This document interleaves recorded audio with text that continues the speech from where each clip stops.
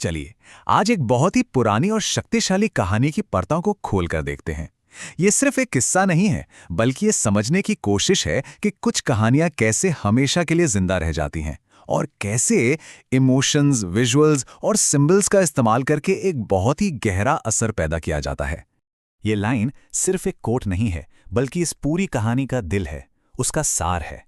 ये हमें याद दिलाता है कि असली ताकत डर के ना होने में नहीं, बल्कि डर के पार जाने में है। तो हमारी कहानी की शुरुआत होती है एक गहरे, शांत लम्हे से।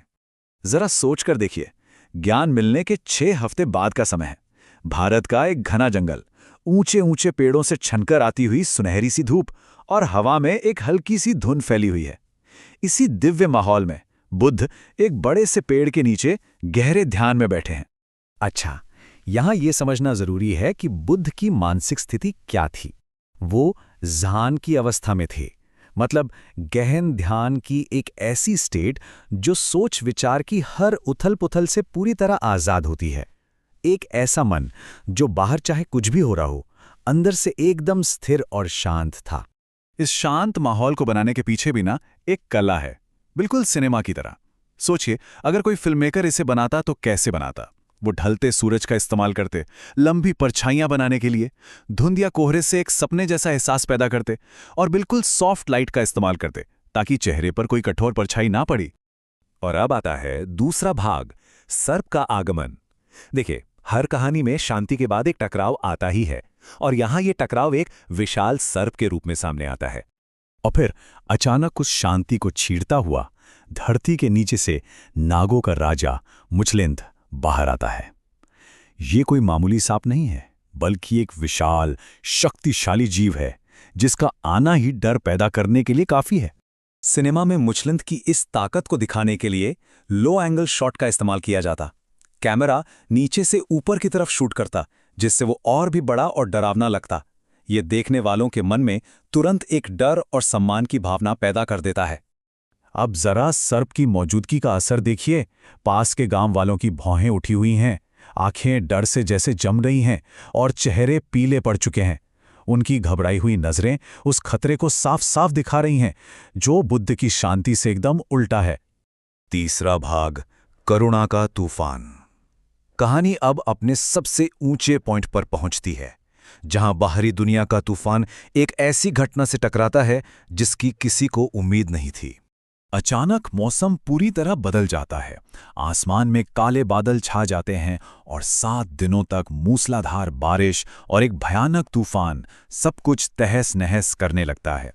ये प्रकृति का प्रकोप था जो कहानी के टेंशन को और भी बढ़ा देता है।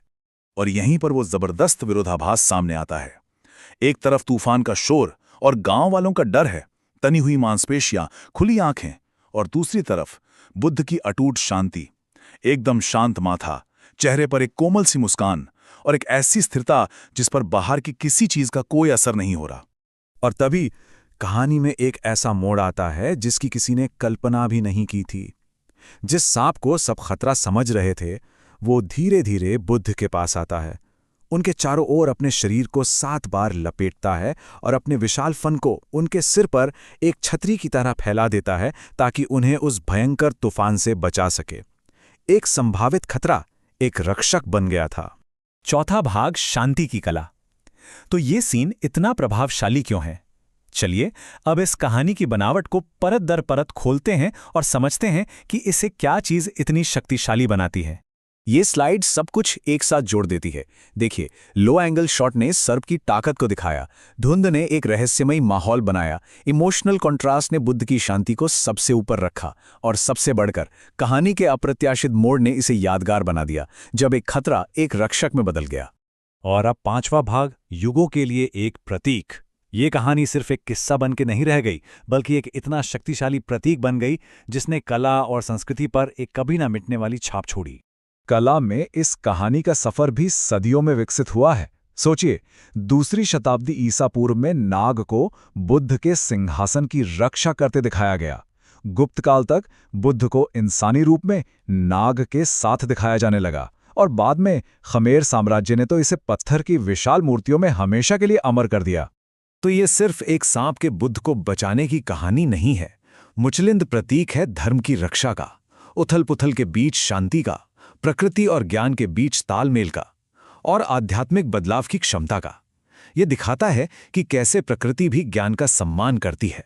7 दिनों बाद जब तूफान शांत हुआ और मुचलिंद चला गया तो बुद्ध ने ये शब्द कहे। उन्होंने समझाया कि असली खुशी संतोष में है और मैं या अहंकार के खत्म हो जाने में है। ये घटना उनकी शिक्षाओं का एक जीता जागता उदाहरण बन गई। और आखिर में ये कहानी हमें एक सरल लेकिन बहुत गहरे सच की याद दिलाती है। गुस्सा या डर नहीं, बल्कि शांति ही सबसे बड़ी शक्ति है। ये किसी भी तूफान को शांत कर सकती है, चाहे वो बाहर का हो या हमारे अंदर का। तो ये कहानी हमारे लिए एक सवाल छोड़ जाती है। जैसे मुचलिंद ने बाहरी तूफान से बुद्ध की रक्षा की, वैसे ही शांति की ये शक्ति हमारे अपने अंदर के कौन से तूफानों को शांत कर सकती है।